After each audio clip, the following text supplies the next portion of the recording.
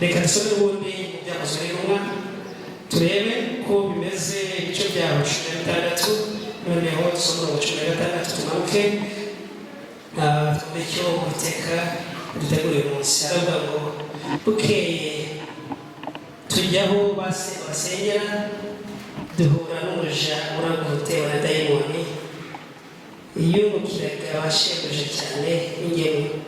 Uwakurikira Pawulo natwe arasakuza ati aba bantu ni abagaragu b'Imana Isumba byose kandi baratubwira inzira y'agakiza. Iminsi myinshi agumya kubigenza atyo, ariko Pawulo abonye ko amurebeje arahindukira abwira dayimoni ati ndagutegetse mu izina rya Yesu Kristo muvemo. Amuvamo ako kanya. Bashebuja babonye ko yuko nta ndamu bakimutezeho, bafata Pawulo na Sila barabakubana babajyana no mu iguriro ku batware babashyira abacamanza bati abayuda bagarika imitima cyane y'abo mu mudugudu wacu kandi bigisha imigenzo tuzira kwemera cyangwa kwigwa kuko turi Abaroma. Abari bateraniye barabahagurukira icyarimwe. Abacamanza batanyaguriza imyenda babatanyaguriza imyenda bategeka ko babakubita inkoni. Bamaze kubakubita inkoni nyinshi babashyira mu nzu y'imbohe, bategeka umurinzi kubarinda cyane. Nawe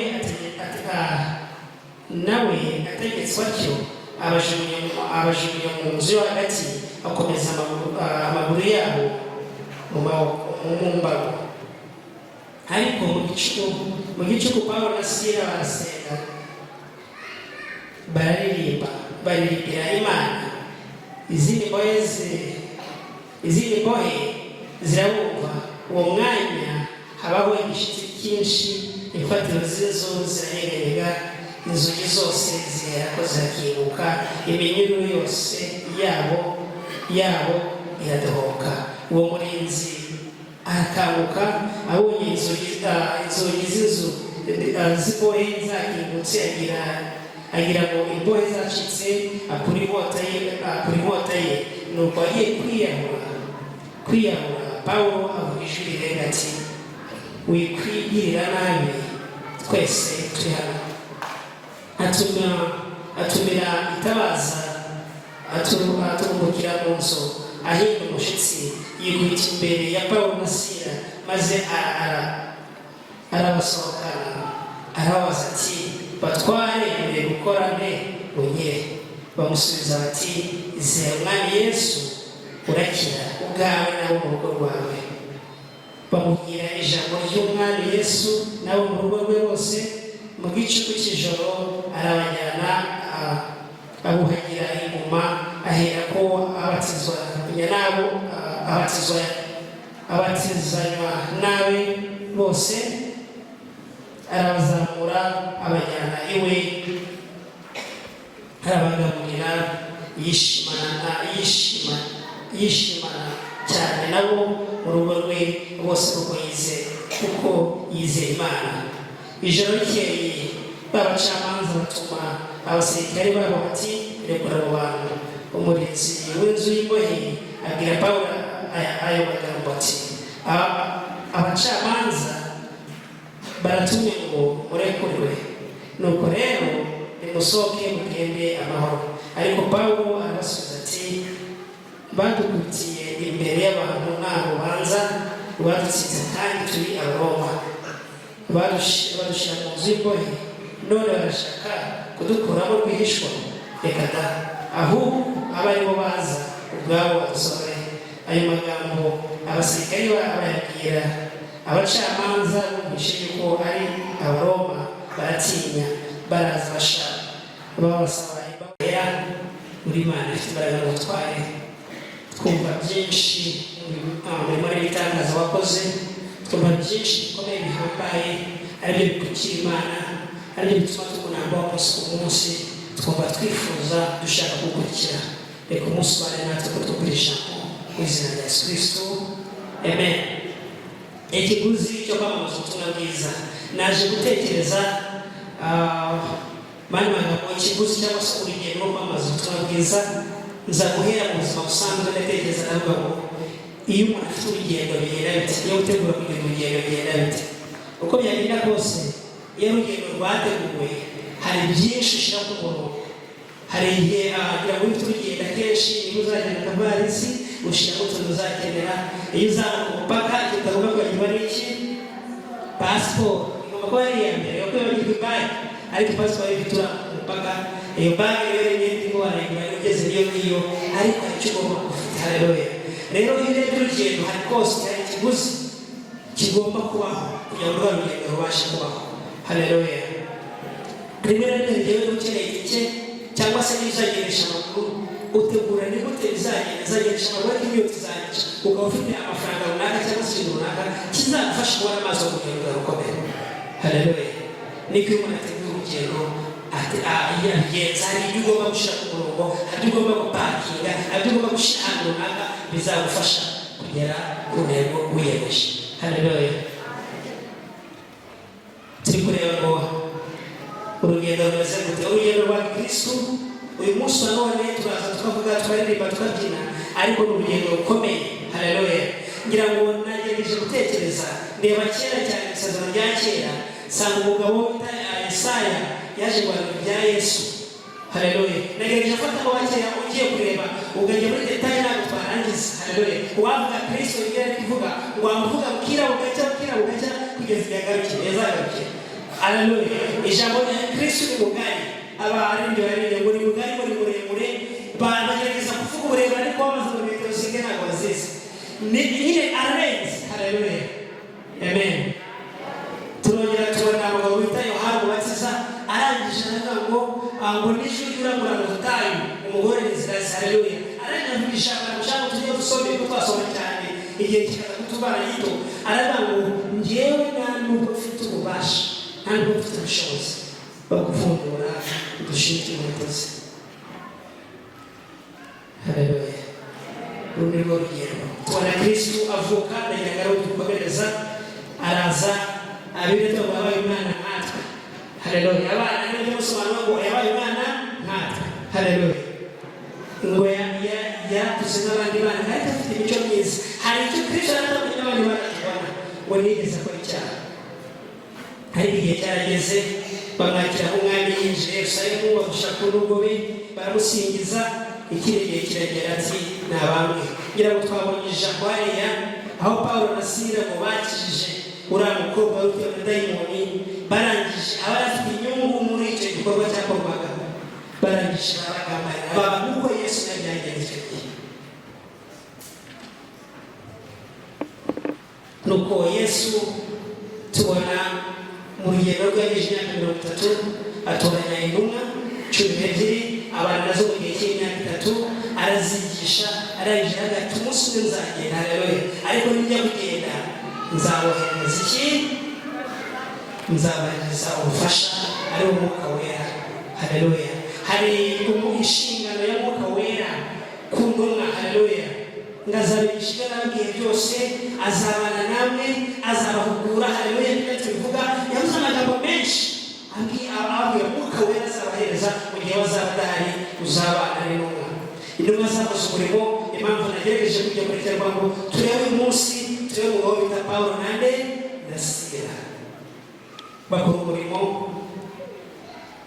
Nuko umurimo wari uvanzemo byose ko twabonye ko hari ikiguzi bitari byoroshye. Bijya kureba cyane amateka ya Pawulo mu ngendo yakoze, turebye mu murimo yakoze yagize icyo bita missionary journeys ni ingendo z'ivugabutumwa yakoze. Ingendo bavuga cyane ziteze ingendo enye yakoze ziteze bavuga ko ari ibirometero bigera mu 14,726. Haleluya. Kera mwibuka tugaruke inyuma. Uyu munsi ugiye ku Kigali hari international ya Bitcoin Virunga izindi kampani zitandukanye zatugeze i Kigali mu masaha ane ukaba ugeze i Kigali. Kera ntabwo byari bimeze. Sinzi niba mwatubwiye ubwoko bw'imodoka Yesu yagendaga Maruizi yarahari bagendeshaga amaguru yagiye ibirometero 12 na muri izo ngendo yakoze. Izo ni zagerageje kwandikwa cyangwa zizwi. Izindi yakora n'uwo ingendo zo gusura abene se kujya kuvuga ubutumwa batandukanye atari ingendo zo kwambukiranya imidugudu imigabane niho izindi zizovuga uyu Pawulo. Igihe cyarageze rero we na Sila twasomye hari mu mujyi bita Filipi, ni muri Greece ya kera cyangwa se ubwenge bwa kera muri Aziya. Nuko bari gutura muri nk'uko bisanzwe ngo bukeye ngo tujya aho basengeraga duhura n'umuja uragura bitewe na dayimoni yimukiraga bashebuja cyane n'ingemu. Haleluya. Ndagira ngo tuze kugendana dufite slide cyangwa se turatubwira kuri screen, turaza kureba ku bintu bigera muri 4. Dayimoni yirukanwa mu mwana w'umukobwa aho muri 13-18. Turebe nanone Pawulo na Sila basenya baryozwa ibyakozwe biboneka cyane hari amagambo 19-24. Tubone nanone gusenga no kuririmba kwa Pawulo na Sila byatanze tubuze dusoreze kwizera k'umurinzi wa gereza kuri 29 kugeza 34 cyangwa se n'ubundi amakuru ari 3 muri ntabwo turiyeho cyane. Ni ya makuru avuga uko bashatse kubarekura. Pawulo ati oya muratakurekeye nyamara dufunze ku magaragaro ukatukuta ukatubaza ntabwo tugendera turabaroma. Haleluya. Rero tumusanga hano ni ku gice cya mbere turayeraho tubona dayimoni iri mu mwana w'umukobwa cyangwa se dayimoni yari yarabasi umwana w'umukobwa, umwana yagizwe imbata na dayimoni. Ngo bukeye tujyaho baguriraga duhura n'umuja uragura utewe na dayimoni yimukiraga bashimije cyane n'ingemu. Ubu akurikira Pawulo natwe arasakuza ati aba bantu ni abagaragu b'Imana isumba byose kandi barababwira inzira y'agakiza. Abisomye n'ijambo ry'Imana ikuba mu mukobwa yari umwana w'umukobwa cyangwa se yari igitsina gore, akaba yari baswe na dayimoni. Ariko dayimoni ukuntu yari mbi cyane ngo yari dayimoni yamukoreshaga kuvuga ibintu by'igihe kizaza. Yabasha kuba yaza akavuga bakaba umuhanuzi muri iyi minsi, akaza kabira bizagira gutya, akaza akavuga ibintu bitandukanye ariko atumwe na dayimoni. Yari mubi cyane. Tugomba kwitonda. Ntarangiza ntabwo uzi ko tuzageraho ugasanga ibintu byarivanze. Ngo ibirori byivanze n'ibisambo bagasanga ibintu byarivanze. Umuntu wahanze wa Satani akaza muri twebwe mu cyumba akaduhanura akaturesha ibitazashoboka tukavuga ngo haleluya. Tugomba kugenzura no gusenya akagobe no kubasha gufita. Haleluya. Nuko tubonye ngo yakurikiraga Pawulo mu 17 ngo akurikira Pawulo natwe arasakuza ati abantu ni abagaragu b'Imana isumba byose kandi barabwira inzira y'agakiza. Arangije asa n'ukuvuga ubuhamya ni dayimoni murimo, ariko dayimoni irimo iramuvugisha ngo bwira abantu ko aba bantu ari abagaragu b'Imana isumba byose, Imana ihoraho. Haleluya. Ibi bigaragaza ko Imana iri hejuru ya byose. Tuzi ko Satani afite imbaraga. Ubuzima Satani afite imbaraga. Ngo umunsi umwe abana b'Imana baje bashingereye ngo Satani yagenze bite wayazanye nabo. Satani ni ikinyamwuka, abazimu n'abadayimoni bafite imbaraga. Bibiliya itubwira ngo ingabo za Satani zirakomeye kugira ngo umurire n'ibindi ko tudafite umwuka wera. Haleluya. Zatugura tugomba guhagarikiraho tugakomera tukabasha gufindura kugira ngo Satani atazakwinjirana akadutesha umurongo akadukoresha ibitari byo. Haleluya. Tubona nanone uyu umukobwa ariko ibitangaza akoresheje na Satani akabwira abantu. Ahangaha tubona Pawulo ategeka dayimoni ngo uvemo. Haleluya. Kuva uwo munsi bitwereka ko umwana yakize burundu akongera akajya mu buzima busanzwe. Hari igihe kijya ugasanga umuntu yaraye imbata y'ikintu runaka. Haleluya. Turebe imbata y'ibyaha, turebe imbata yo guhora amaso na Satani n'abatayibona. Kristo we afite ububasha bwo kuza kubatura. Haleluya. Hari ijambo nkunda muri Matayo riboneka mu Matayo 11:28-30, ho Kristo yavuze ngo mwese abasha n'abaremerewe nimuze musabira abaruhura, nimunyigire ukuntu urwaneza kandi noroheje umutima. Haleluya. Nta wundi ubasha kuruhura uretse Kristo. Ntekereza ko umukobwa ataza guhura na Pawulo na Sila bitari buzavemo, rero uzaba umuhanuzi w'ibinyoma ayobya abantu igihe cyose cy'ubuzima bwe. Ariko Kristo iyo yahageze, haleluya, iyi Imana yahageze, ibintu bibasha guhinduka. Wari imbata ya Satani, wari imbata ya dayimoni, ibasha kubaturwa arakira. Haleluya. Haleluya. Tubona none Kristo yavuye mu ijuru arangije abwira intumwa ngo sizabasigaye gutumiza Mwuka Wera. Haleluya. Arabwira mu murongo waho byavuze n'umwe 8 ijana n'abantu, arabwira ngo icyakora muzaba imbaraga Umwuka Wera n'abamanukira, umuzaba wo kumanye usare muri bitari kuyakomera y'isi. Haleluya. Ngira ngo izi ntumwa zonyine ubwazo zidafite Mwuka Wera, haleluya, ntabwo zagomba gukora ibyo zakoze. Tugeze mu gice cya 3 tubona ngo Petero na Yohana ngo bakize ikirema kuri batwitwa ryiza. Haleluya. Ngo n'ubukirema cyari kimaze imyaka y'ubuzima bwacu ntabwo zibonekaye ngo kiremaye, ngo akazi cyamaze bagusabiriza abenshi ngo abasabiriza. Nubwo haza umugabo usanzwe ubwo yabonaga abandi bagabo batandukanye, haza abagabo hari babiri, Pawulo na Petero na Yohana. Ngarangije atega intoki ngo bamuhereze ibiceri, bamuhereze inota hari, bamuhereze ibyo bari bafite kugira ngo abashe kubaho, kuko ari amazina y'ubuzima bwe asabiriza kugira ngo abashe kubaho. Nuko Pawulo na Petero arababwira ngo ifeza n'izahabu ntabwo dufite. Haleluya. Ariko hari ikintu dufite, mu izina rya Yesu haguruka. Nuko uwari uremeye arahaguruka arema, ngo yiterera hejuru, abantu baratangara, buri cyaha kinyamuzi ni wa wundi ucana hariya. Haleluya. Iyi ni imbaraga y'Imana, iyo Mwuka Wera turiho ubasha kubitwara. Gusa ikintu tugomba kumenya, ntabwo tugomba kwirara ku bwacu twenyine iwacu mu mubiri bitubasha gucika intege ntidukore ibyo Uwiteka ashaka, cyangwa se Imana yaduha misiyo yo kuvuga, yaduha ibyo gukora, Satani akaturiganya akatuvana mu murongo Imana yashakaga tugakora ibitandukanye. Haleluya. Ariko imbaraga y'Imana ku bizeye Kristo ari muri twebwe. Mwuka Wera niwe muyobozi wacu, reka tumwakire, tumwimike mu mitima yacu. Nitujya gukora icyazatubuza, nitujya kugira uburiganya n'akazatubuza, duhore mu murongo ugororotse Uwiteka dushakamo, ubundi nagaruka tumusanganire mu izina rya Yesu. Amen. Reka turebe ubundi tugeze ku murongo wa 19:24. Pawulo na Sila bakozwa babyoza ibyo bakoze. Hari ibintu bari bakoze ngaha.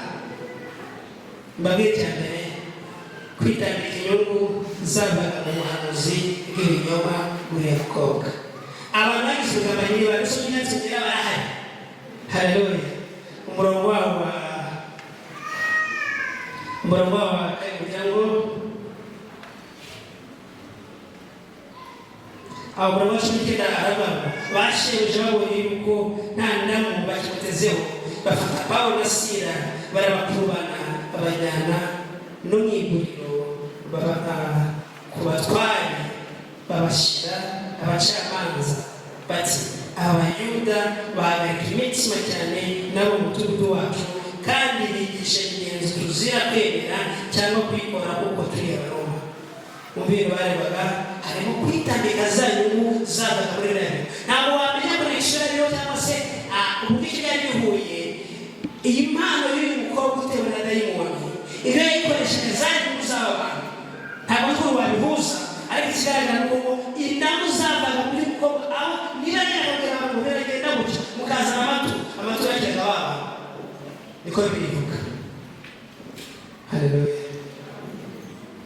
Babarengera none ngo guteza impagarara mu mudugudu, ngaba abantu mureba bateje akavuyo, bateje akaturuva mu mudugudu wacu, bakongera kubarengera ngo kwigisha imigenzo tuzira kandi turi Abaroma. Kandi ikindi barabera abana n'abaroma kandi Paulo yeko tuzokora turaroma makibeshaho burangije badufunga nabyo mugomba kubisobanurira nubwo mwandukuse twabonye ko mubara kusi uriya murizo wagereza kwizera Kristo ngo yaraje abafata ngabajyaniwe abamuriki inguma bari barakomerekeje bakusana babara cyane babacaye imyenda aragenda barabambika abagera neza ibindi byo bari baka icyo tubasha kugira ngo kimwe ko Kristo nawe yareba ibinyoma byinshi intumwa zaciye byinshi hari muri bito kuri Paulo na Sirawe nabyo n'ibindi byinshi tubona bice n'abantu byavuze mu 18 tuvuga Stefano ngo ngo bagiye muri bambere babayo mu itoro rya mbere haleluya nuko ngo Stefano bagashiza amanga hana Kristo barangije bashaka kutera amabuye ariko ntaramara ku ijoro kutera amabuye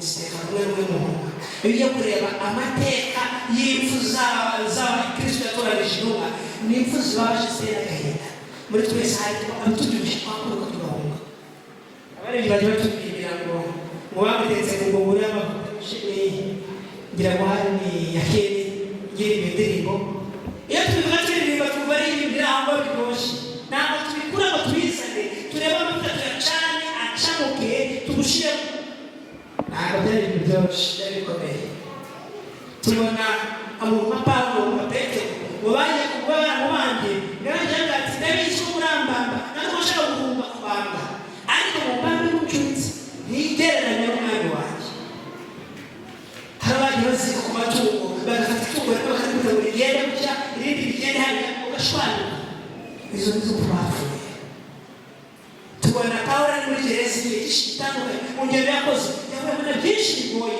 yavuye yabivuyemo ariko yabivuyemo icyo cyakiguze haleluya cyo kwamuza tuvuga hari ikizagera cyangwa se igihe kigera ibintu bikicanga ariko n'ibyicanga uzabivamo aho uzakomera cyane bajya ngo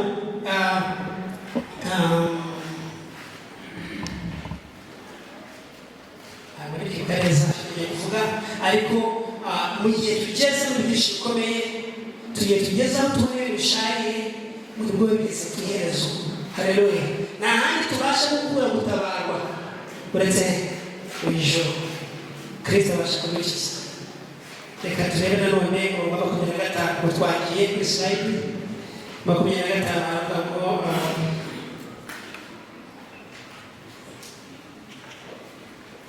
ariko mu gicuku Paulo na Sila barasenga baririmbira Imana izindi mbohe zirabumva uwo mwanya habaye igishitsi cyinshi imfatiro z'inzu ziranyeganyega inzugi zose zera ko zirakinguka iminyururu ya bose iradohoka haleluya ngari ko Paulo na Sila birate baririmbira Imana barasenga baririmbira iki hari imbaraga mu isengesho hari imbaraga mu kuririmba abaririmbyi gukomereza gushira imbaraga nyinshi haleluya abasenga musenge cyane hari imbaraga nta handi hantu babasha kubona imbaraga uretse aho hantu no mu ijambo ryayo haleluya ijambo ry'Imana mu ndirimbo zayo haleluya no mu gusenga tukegera Imana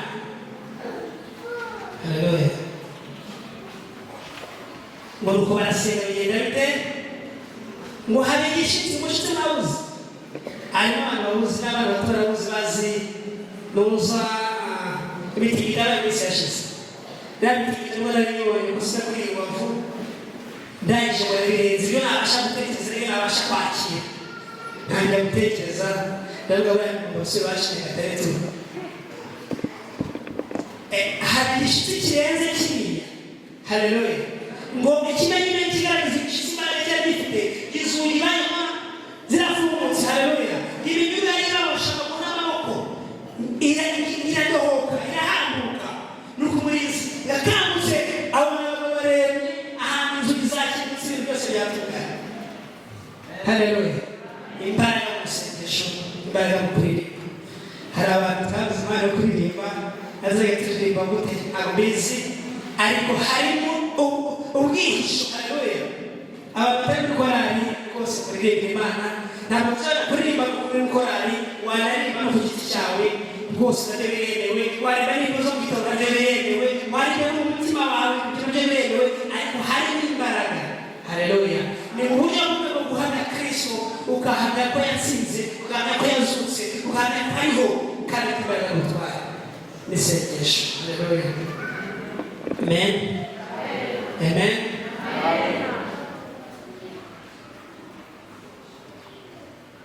Hari imbaraga, hari abandi bari mu bari imbaraga z'ibitangaza. Haleluya! Muri Yesu, mu maso ya Yesu hari imbaraga muri we, nta handi tubasha kubona ubwihisho uretse muri Yesu wenyine. Haleluya! Pawulo wagiye kubyandika Yohana aravuga ngo ni nawe nzira n'ubugingo. Buriya Yohana akunda cyane yahamije Kristo. Haleluya! aravuga ngo uriya ntama w'Imana ukuri ajyanye bari mu isi. Haleluya! Yohana aramuhamya aragira ngo mbere na mbere ngo yariho ukaba wabonye n'Imana. Haleluya! Ngibyari byose n'ababiremye kuna na kimwe kitaremwe kuri hari ubugingo. Haleluya! ukaba ubugingo bw'abantu ubwo bugingo buri muri Kristo bwabasha kumurikira abantu bagakira mu izina rya Yesu. Reka tujya wa 26 uravuga uwo mwanya habaye ibishiti byinshi z'inzu zanyeganyega, inzugi zose zihera ko zakinguka, iminyururu yayo iradohoka.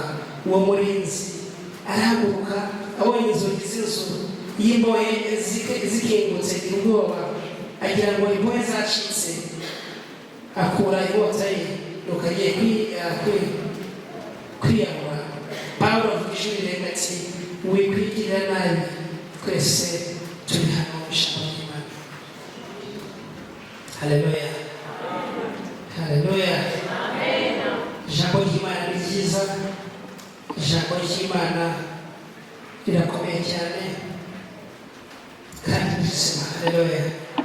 Tubonye uburyo bwinshi twakoresha kugira ngo tubashe gushimira Imana, harimo kuba turi abasenga Imana tukayisaba kuri abiri dusabe izaduhereza. Haleluya!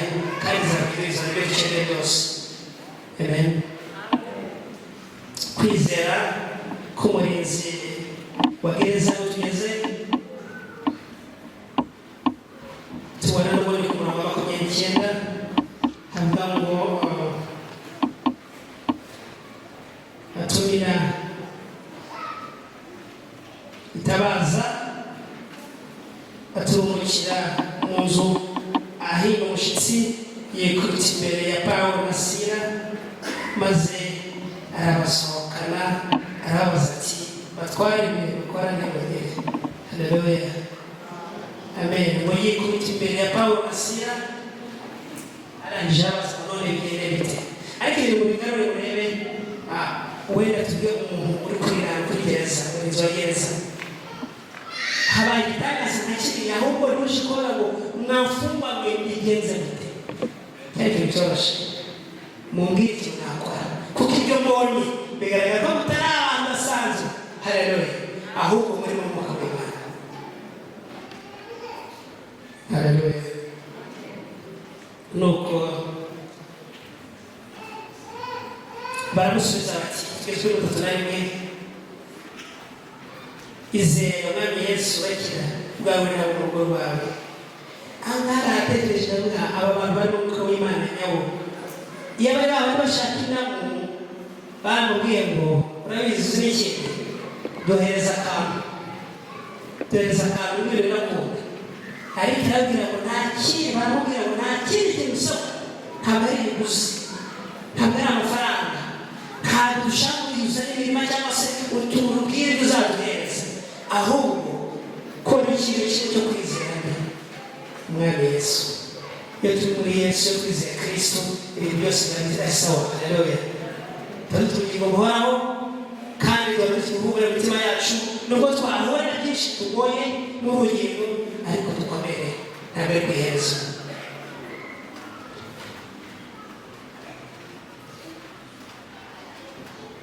bamubwira ijambo ry'umwami Yesu nabo mu rugo rwe bose.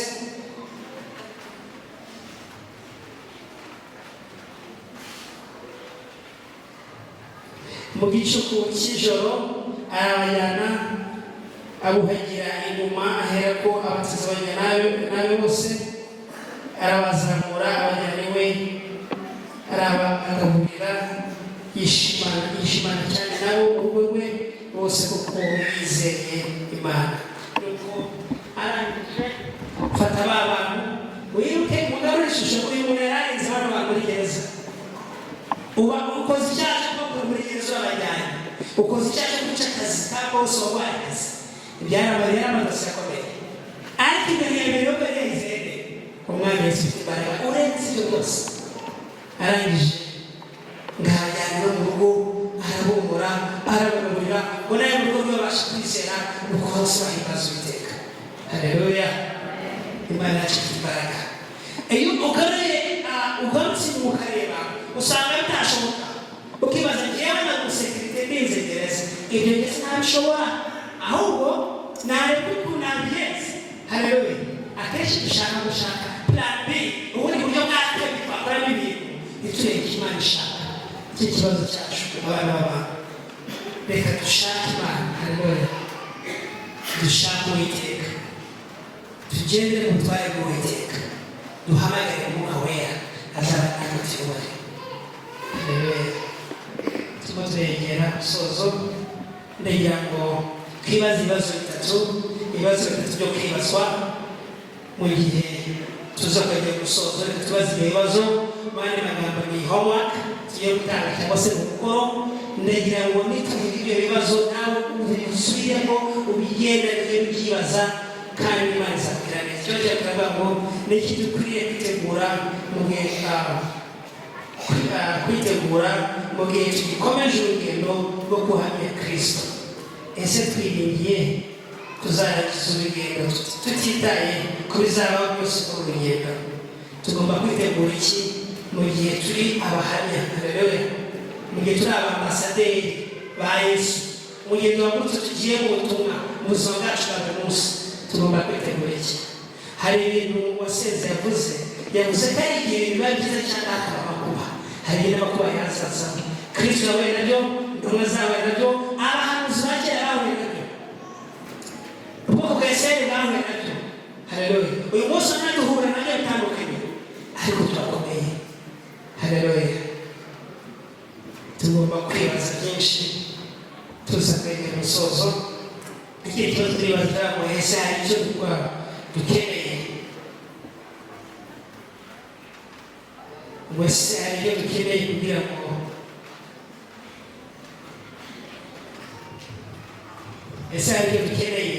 kugira ngo tuzabashe gusohoza intego yacu yo gukomeza kuvuga ubutumwa bwiza. Haleluya. Tukiri kuri kiriya gice cya mbere dusubireyo, haravuga ngo n'iki dukwiriye kwitegura mu gihe dukomeje urugendo. Ndagira ngo turebe ntabwo twasoma hari n'andi biriho Abafilipi ibice 13 haravuga ngo shobozwa byose na Kristo imbaraga.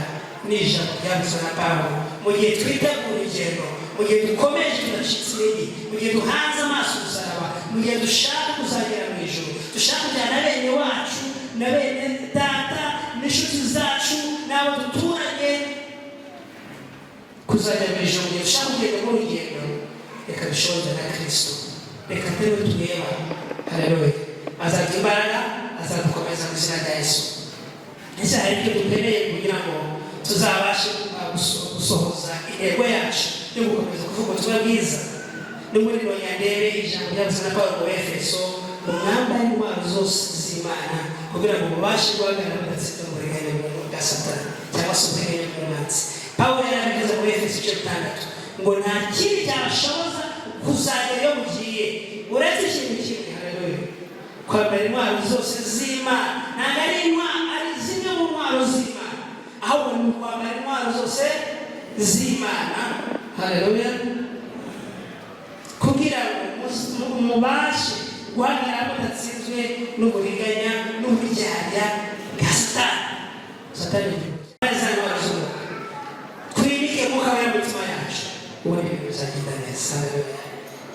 Igihe ikibazo cya gatatu bazana barazuba twimike muka ya mutima yacu ubundi bizagenda neza. Igihe ikibazo cya gatatu mu kigewe kuwa mani ndiki ndi mu ntoki ntabwo ahanganye vuba guca utumva numva guca gusa ugende gukora test ukore isuzuma urebe ubundi yarashitse ubundi mu ntoki ubundi mpagaze ese zamana zambaye ese bimeze bite. Haleluya. Akenshi usanga abakristu n'abakristu n'abavuga butumwa ducitse intege rero tukarangana gusogera n'abatize oya. Haleluya.